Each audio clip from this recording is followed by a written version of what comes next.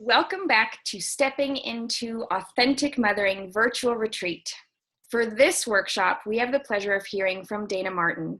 She is an advocate for radical unschooling, radical birthing, and most importantly, children's rights. She helps bring about new ways of thinking to create a home that is filled with love and connection while actually meeting everyone's needs. And I'm actually so very honored and excited to have Dayna here with us because I've been a big follower and been very inspired by her work in my own life, as I know thousands of other women have as well. So thank you so much for being a part of this retreat, Dayna. Thank you so much for having me. This is so exciting. And as I told you a few minutes ago, this is my fill my cup time. When I'm connecting with other mothers and sharing from my heart, there's nothing more empowering to me. So I love it. This is like the time to myself that I most like to spend is connecting with other women, because I have 4 kids, and like everybody watching, more than likely, we're deep in the trenches. This is intense. It's beautiful. It's joyful, but it is a lot of work. So I'm really honored and happy to be here, part of this, and to offer support to any mothers that need it, and to gain some as well. So thank you for having me. Yes. So I would love to hear more about radical unschooling. Most women in this virtual retreat have probably never even heard of that word. So Okay. If you could just give us a brief explanation of what it is, and then one step further, what it actually means for you, because you have created kind of a new way of thinking about it. Yeah, sure. I wrote a book called Radical Unschooling, A Revolution Has Begun. And what radical unschooling is a philosophy of parenting from a different paradigm than most people parent from. In our culture, most people parent from what's called the authoritarian paradigm, and that is based on the parents' needs being first and foremost, and the children's needs being kind of put on the wayside, where the parents really are focused on obedience and compliance and control, and above all, behavior modification. So shows like Super Nanny and Nanny 911 and most of the advice that you hear from doctors and friends and family are in the authoritarian paradigm, where they're encouraging parents to be more controlling and punish and modify children's behavior. No matter how gentle it's promoted, a lot of people aren't into spanking anymore, thank goodness, but a lot of people are doing what they consider a gentler approach, which are timeouts. And from my perspective, that is just as damaging. So I want to share an entirely different way to live with your kids. What I'm coming from in radical unschooling philosophy is a partnership-based paradigm. So in this paradigm, the needs of everybody in the family matter equally. I have 4 kids, and they are, 9, 12, 15, and my son Devin's going to be 18 literally in like a couple days. I can't believe it. I know, isn't that amazing? I've raised one to adulthood. Wow. My children, and this may be really triggering for some people to hear and surprising, but my children have never been punished. We've never lived in that paradigm where I've modified their behavior or controlled them or grounded them or taken anything away. Yet, our kids are really loving, kind, compassionate people. So, how does that happen? I think a lot of people hear no punishments and they assume either permissive parenting or a neglectful approach or a completely hands-off approach, because when we were growing up, most of what we heard when we were being controlled by the adults in our lives were like, I'm doing this because I love you. Right. Or they would see a child whose parent was really neglectful and would say, that child isn't controlled and so they're not loved. And we grew up with a lot of preconceived ideas.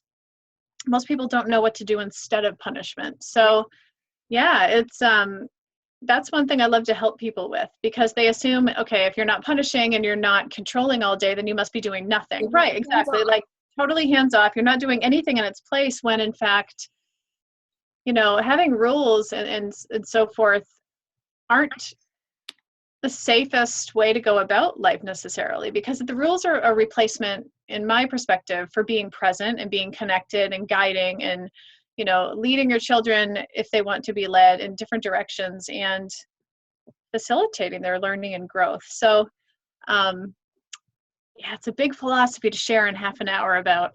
Well, I would love to hear an example of how in one moment of your life, how you meet the needs of all six of you. So take dinner, for example, tonight. How did you meet the needs of all six of you?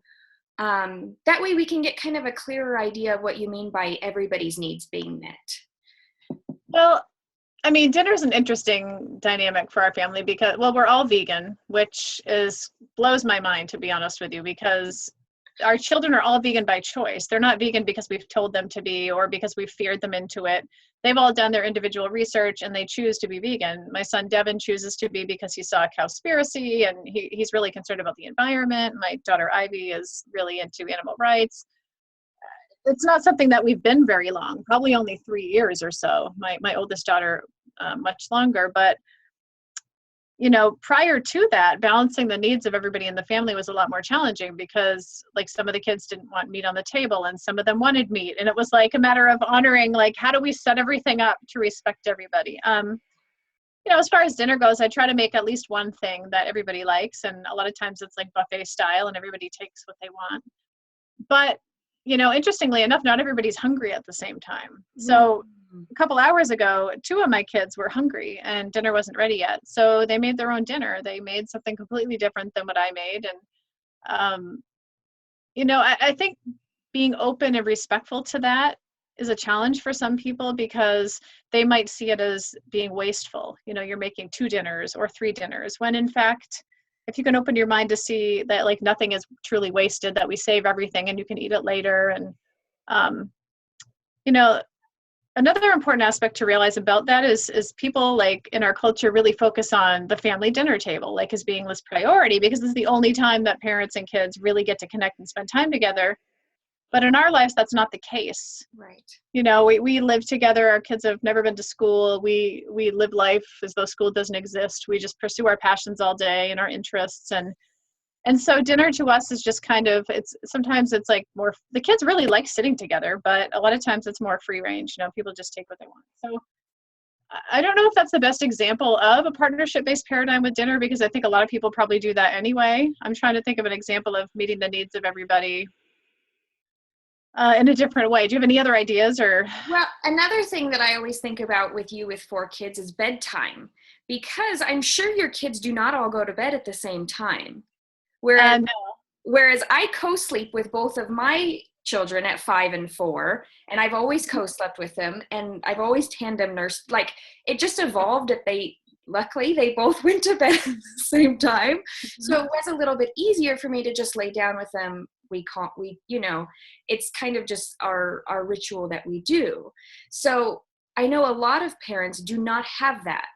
They struggle with one still being awake, very much awake, and one being tired, and they're tired, and having it kind of drag on and on. So if you have any insight for that, I know that that's a big kind of hot topic too. Yeah, I mean, we've always co-slept from the beginning. We always had the family bed. Our kids never slept in a crib. When they outgrew the family bed, they went into their own rooms. It was pretty simple. But from the broader perspective, let me explain.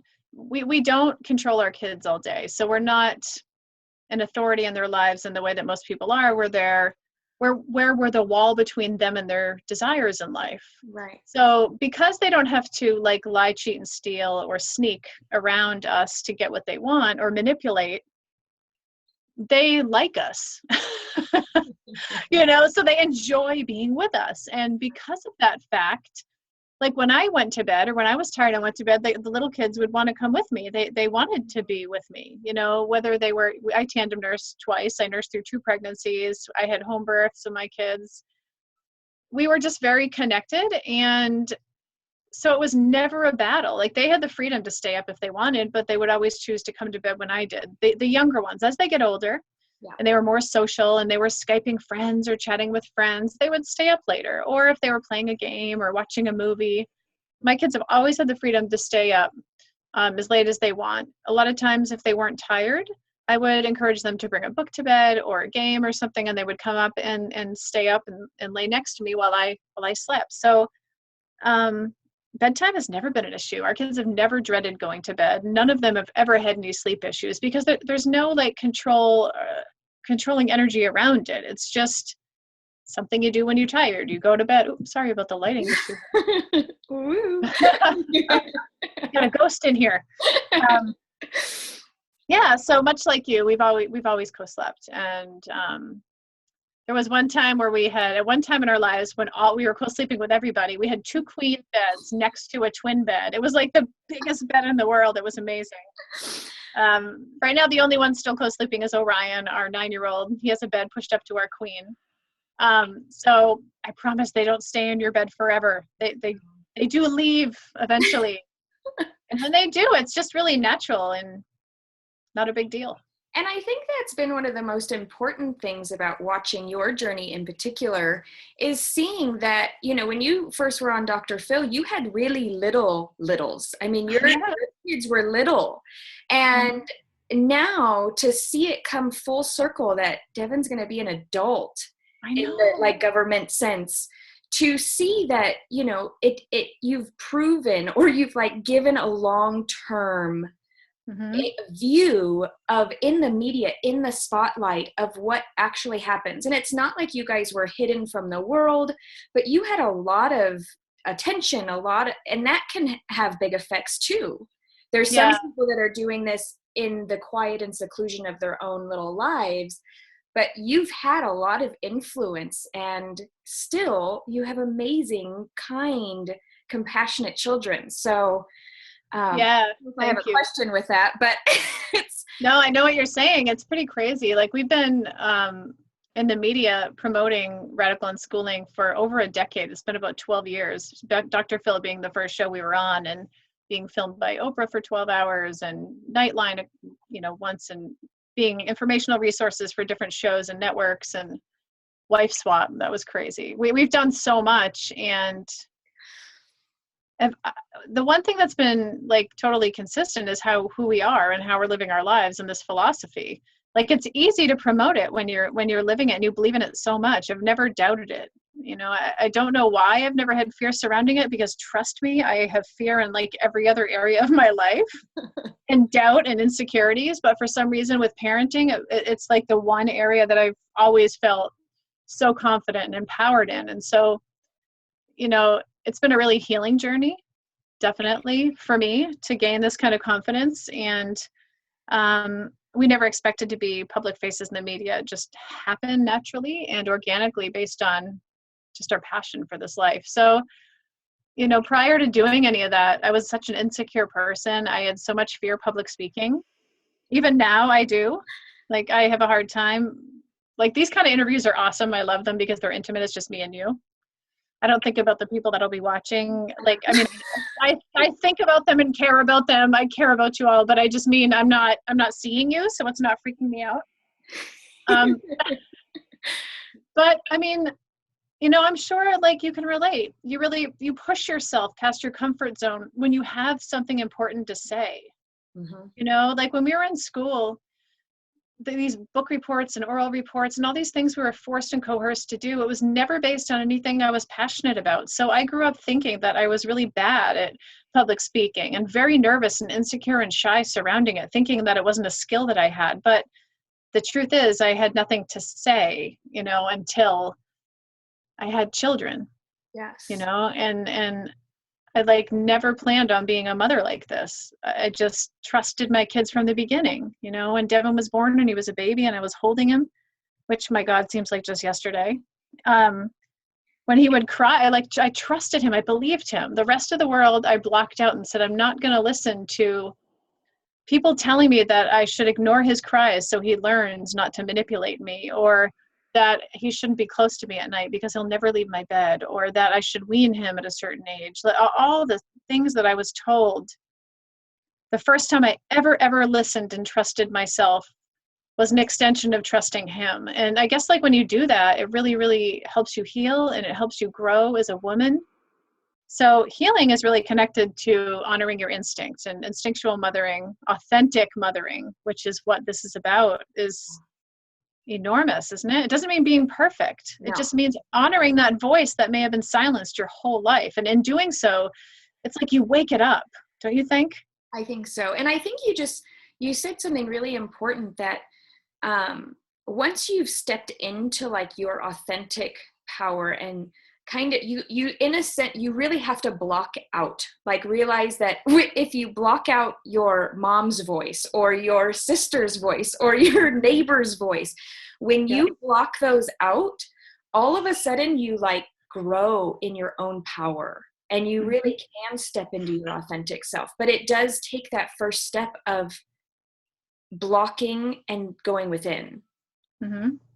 Yeah, and it's not easy. Is the interesting thing is, like, parenting the way that I promote and have chosen is very joyful. When you're not spending your day controlling somebody all day long, you can tap into an instinctual and authentic level of parenting that most people have never heard of or have no clue about. They think parenting is so tedious and hard, and it's not parenting that's that way. It's controlling. It's the authoritarian paradigm of behavior modification and having to get your children to do all these things that they don't want to do. And it never, ever has to be like that. And when you step into another paradigm and you're living in a more peaceful, attachment parenting, natural parenting, authentic parenting based paradigm, all of the difficulties really melt away and you're standing in a space of joy and true fulfillment.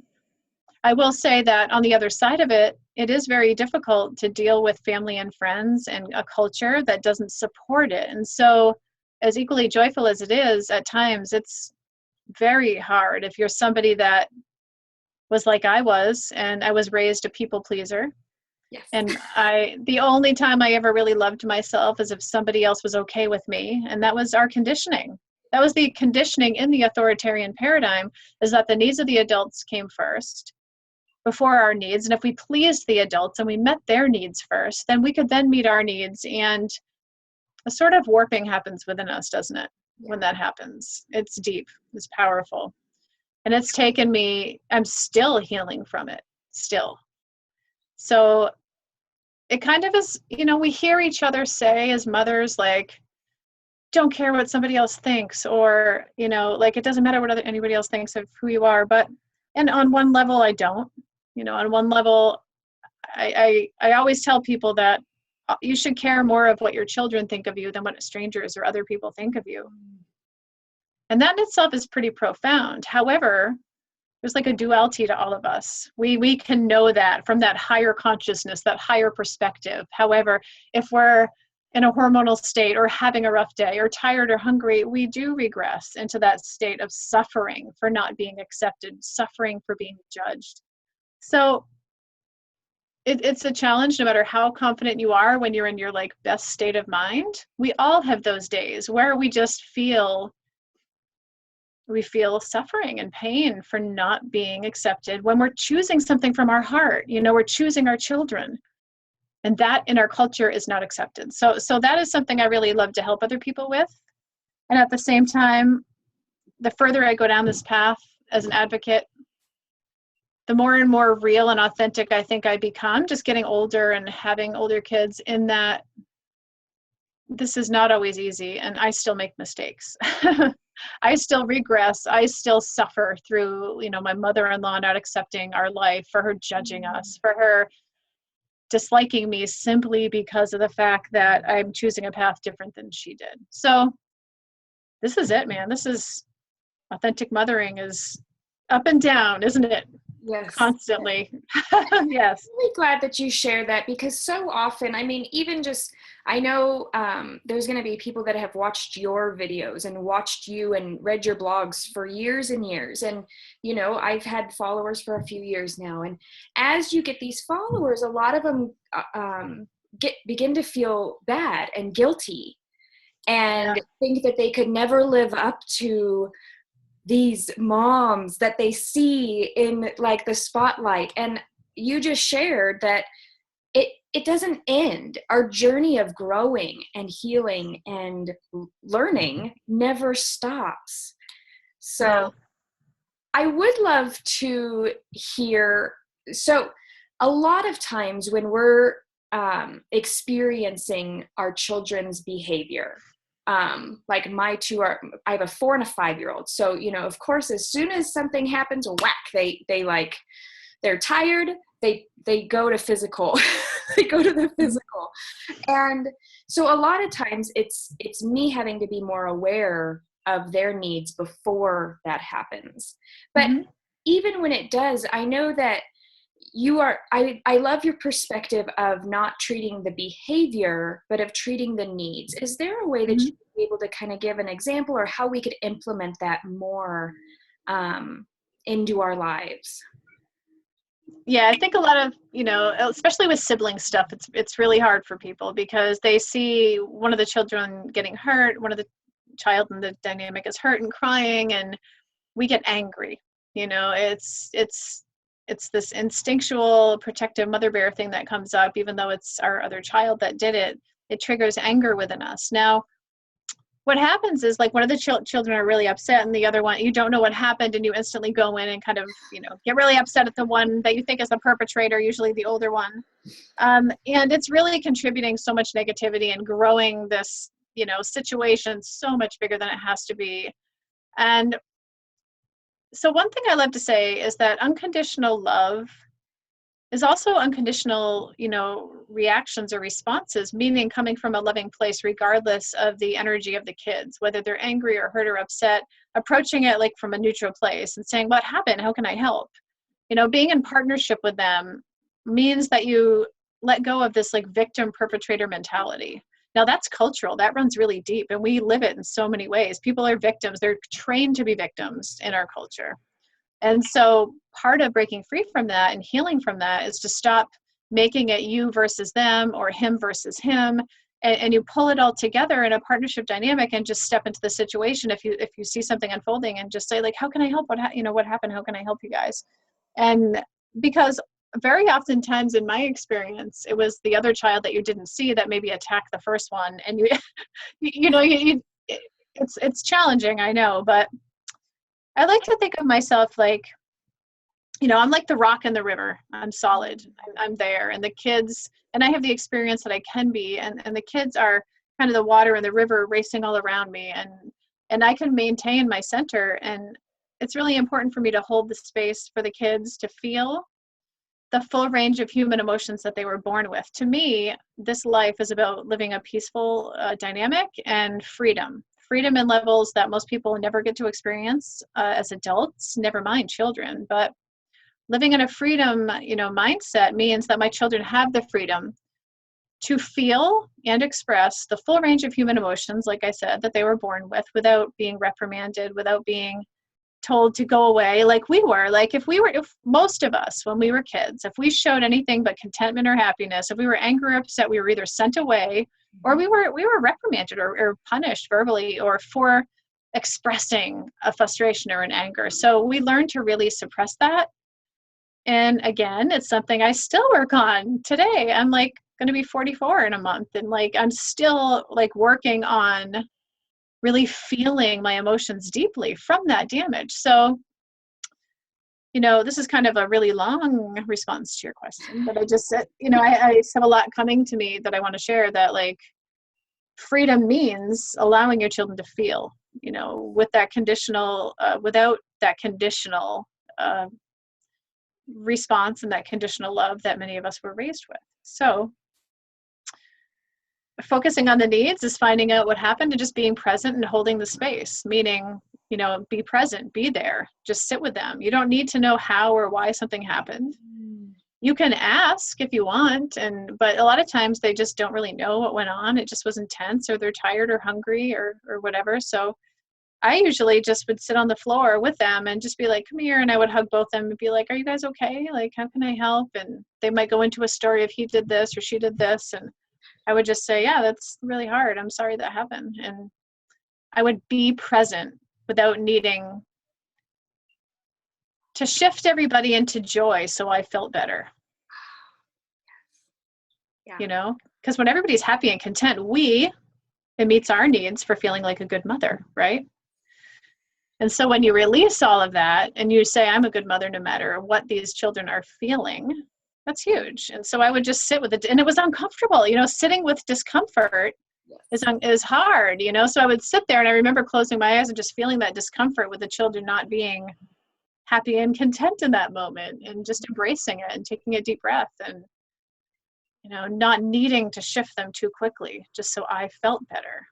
And in doing so, the amazing thing is they do shift quicker to a more content, joyful place, because once you try to control it, it just makes it bigger and more negative. So that's just from experience that I've learned that I'd love to share. I love that. I love that. And it was something similar to that I heard 3 years ago that completely switched everything in my being. And I never reacted physically or grabbed my children ever again after hearing you say that 3 years ago. Aww, so, awesome. And I think that's it. It was so important for me to hear that again, and for all of the women in this retreat to hear that there's another way, and you don't even, reacting is so normal, but allowing yourself the uncomfortableness of not reacting, of you learning how to hold yourself, to hold space for them. So I do have a question. What are your self-care methods? What is your way that you fill your cup? Do you have spiritual practices or anything so that you can be that rock in the stream? Yeah, I personally practice yoga. I have for several years now, but regularly on a daily basis for over a year. So for me, yoga has been amazing. And it's not necessarily like these amazing, sexy poses like you see on Instagram. Like I'm not rocking out the hot poses. To me, yoga is kind of like the space between the poses, like when it's just that mental space of slowing down and breathing. That's so important. So, although I've become more flexible and I'm much more healthy and I have a stronger body, it's not about, getting my foot behind my head. It's about being able to stay still for a minute and just slow my breath down and just focus on my breath. So it's like a moving meditation for me, because I love meditation. I do practice meditation, but it's much harder for me to be completely mind still. So yoga helps me be physical while trying to accomplish that. But eating well is really important. And, it's interesting because my kids over the years, I haven't, I've learned how to meet my needs alongside of them. So I never really feel that need to necessarily get away. I think when you're in that authoritarian paradigm of control, you feel that need to get away and flee in a sense. And I'm not saying that that's not okay by any means to have time alone. What I'm saying is you don't have that urgency of oh my God, I need time to myself. I have to be alone. You kind of find ways to do it alongside of them. So if the kids were playing something and, they're into Bionicles right now, the two youngest. And so they'll sit on the floor and play Bionicles, and I'm present and I'm there with them, but I might be flipping through a magazine or, doing something alongside of them and with my presence. So I'm filling my cup while being with them. So we're having a cup of tea or chatting with my mom. I love chatting with my mom on the phone. And I think a lot of what I've gathered a couple times is we're able to fill our cups when we're present. If we're not thinking about something over here or dwelling in guilt and in the past or thinking about resentments or anything, that drains a lot of energy. And I know a lot of moms who live in the guilt, resentment, shame, and then controlling, that uses up so much energy that of course you're depleted. So just being present, which I love, that simply being present in whatever you're doing and with your children's feelings, with your feelings, with the guilt, be present with it. Yeah, definitely. And also finding, never stop learning yourself and growing. I think that's really important to share, is that normal instinct of evolution and expansion is such an important part of being human. And when you don't continually try to expand or grow or learn, that energy gets really stuck and it causes pain and resistance, and a lot of guilt and shame comes from that. So, over the years since having kids, there's so many things I've pursued, and I painted, I started painting. I never thought I had a creative bone in my body, and I make mandalas and baking and cooking, and I really love the domestic side of my life. I love trying new recipes and things like that. So I think whatever inspires you. Like if you go to Pinterest and you get so inspired, I'm just saying Pinterest because a lot of moms can relate to it. Do what inspires you to then go and create, you know? I love going to like Pinterest or even like YouTube, but we're YouTubers. And so I love watching other YouTubers and other vloggers. I like watching their videos because it inspires me to then go and make one. So whatever inspires you or whoever inspires you to watch, and then go and create yourself. Do more of that. Like take the initiative and inspire yourself, because it's in the doing and growing and expanding and learning that you're going to find that like fulfillment and contentment for sure. Oh, I love that. I could sit here and chat with you all night. I know it, but I'm going to see if there's any last things that you would like to share, and then we will just, I'm so grateful that you took this time to share this incredible insights and just new ways of, and they're so simple that we go, what? No, you have to tell me exactly how. And that's, I think, the most difficult part when you're hearing these really simple ways of doing things.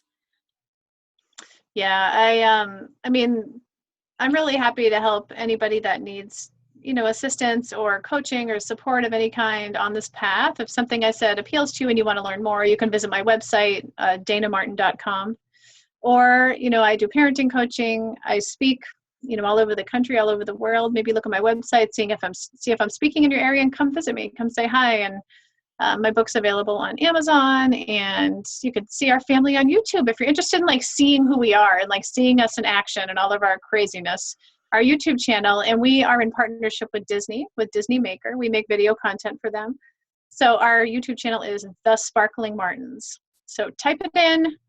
I have tons of cool videos, like probably 60 different interviews for unschooling. So this was just like the tip of the iceberg, and kind of I loved this because I was able to talk about being a mom specifically instead of just a philosophy. This is where my heart is, and connecting with you is so awesome. So thank you for having me on. All right, thank you. You're welcome. Thanks everybody. Thanks for coming and watching. Take care.